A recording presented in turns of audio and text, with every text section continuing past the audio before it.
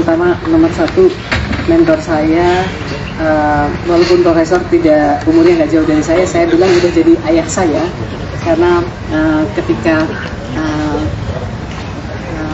kami mulai diperkarakan, tempat mengadu saya adalah kepada profesor. Dan di saat kami dalam perkara seperti itu, banyak orang menghindar untuk bahkan kami kontak, wajar karena takut. Tapi kata orang, justru teman itu ketika kita dalam keadaan yang terpuruk, dan profesor sudah memang teman keluarga, kebetulan dengan Idat kakak saya sudah kenal lebih dari 30 tahun ya Prof, tapi enggak guru saya, maka sekarang ayah saya walaupun masih muda Prof ya. Saya terima kasih kehadiran semuanya. Forum bersyukur ini sampai hari ini saya juga masih surreal rasanya. Saya tadi jalan di lapangan Banteng seperti biasanya, kemudian ada musik yang berdentum-dentum untuk senam ibu-ibu, itu yang Zumba. Biasanya saya terganggu banget itu musik kayak begitu, tapi hari ini saya merasa musik seperti itu aja indah sekali, karena ternyata kita selama ini saya kurang bersyukur barangkali. Yang kita anggap biasa, ibu bapak menganggap biasa, hari ini syukurilah, karena kalau di dalam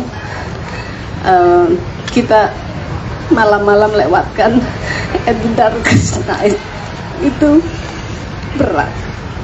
Dan saya teringatkan ada satu buku dari Profesor Kamarudin Hidayat yang sampaikan ada dua hal nikmat yang kita suka lupa bersyukur. Yang pertama adalah kebebasan, yang ini bukan urutan tapi yang saya ingat. Yang kedua adalah iman. Kalau kita punya itu, you have the world. Kita punya semuanya, dan kita suka lupa bersyukur sama hal-hal yang mungkin setiap hari kita take for granted. Bagi saya kira semua yang mengalami, nanti ini sahabat, rekan kerja, dan adik saya, ini salah satu orang paling pintar dari UI Pak, ini lulusan UI, mahasiswa terbaik saat itu.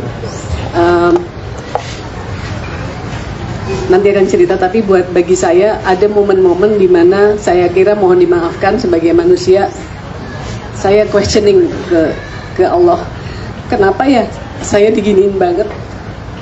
Tetapi ada momen di mana saya dua hal, ada buku dari Helwa, Prof, kalau ini bukunya ditulis oleh seorang muslim tapi sangat spiritualis, bukan buku agama kalau menurut saya. Dia sampaikan bahwa satu, saya merasa saya kena fitnah. Ternyata dalam bahasa Arab, kata fitnah itu, kalau ada yang ahli bahasa Arab itu bisa lebih menjelaskan, root wordnya adalah fatana. Fatana itu kurang lebih intinya, karena kebetulan bukunya yang saya baca berbahasa Inggris, itu to burn gold, to purify, sehingga dikeluarkan dari elemen-elemen yang bukan emas. Jadi saya memahami, oh iya, Allah mungkin sedang membakar saya dengan pain ini, saya mudah-mudahan menjadi emas yang lebih murni. Itu satu, menghibur saya. Yang kedua, kemudian ya selalu ya, kalau seperti ini kan kita mau lari kemana? Kalau dalam kamar isolasi gelap, nggak ada jendela, kurang lebih ukurannya berapa? 3x3-an ya, sendirian selama 3 hari, tidak ada teman, mau kemana lagi? Cuman ngobrolnya sama Tuhan. Kemudian ada saya baca satu surat, kebetulan pas baca saya merasa kok kayak ditinggalkan sih sama Tuhan gitu kan. Ternyata saya yang hit ke hati saya adalah surat Ad-Duha, kalau teman-teman nanti lihat lagi. Tapi kurang lebih artinya, aku tidak melupakanmu dan aku tidak membencimu. Bukankah kamu dulu yatim dan aku beri kamu rumah? Saya kebetulan yatim, ayah saya meninggal saya umur 7 tahun, dan kami betul-betul tidak punya rumah sampai saya dewasa. Ibu punya rumah setelah kami bisa membelikan ibu saya rumah. Jadi literally saya bilang, oh iya, saya durhaka sama Tuhan, kok merasa ditinggalkan Tuhan. Kata Tuhan, saya tidak meninggalkan kamu. Kamu dulu yatim, I give you shelter. You were poor, I give you wealth. You were lost, I gave you direction. Di surat itu kurang lebih seperti itu. Baru dari situ saya ada turning point.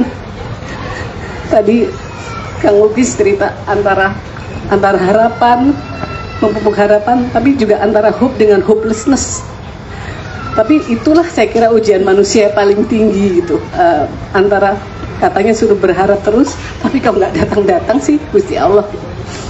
Tapi kemudian dengan kejadian ini saya diajari luar biasa, jangan pernah mendikte Allah apa jalan yang terbaik, karena kita pikir jalannya harusnya seperti ini Tuhan, tapi ternyata Tuhan ngasih melalui presiden rehabilitasi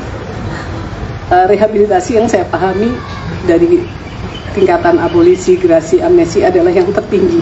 Semuanya di rewind, semuanya dikembalikan as if tidak ada yang terjadi itu, as if saya orang yang sama, tidak melakukan kesalahan yang dituduhkan.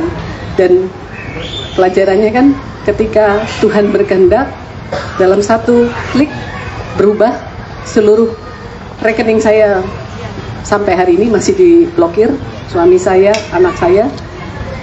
Tapi hari itu juga uang saya cuman ada uang di tangan 1,2 juta rupiah.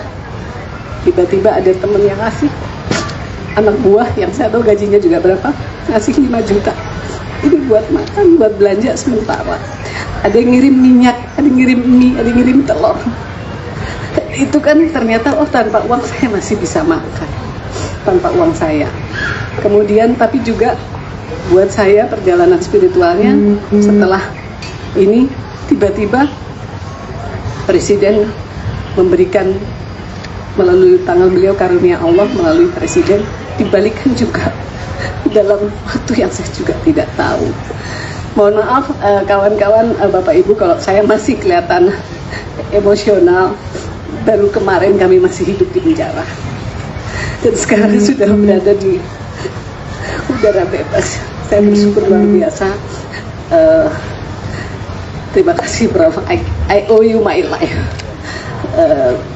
Ketika semua orang tidak semuanya mau dekat, tetap ada teman-teman yang bermurah hati untuk menolong kami.